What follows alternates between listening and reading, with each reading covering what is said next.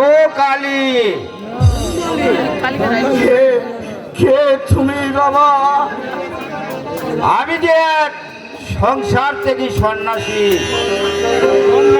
তোর ডাক শুনে আমি যে আর থাকতে পারিনি।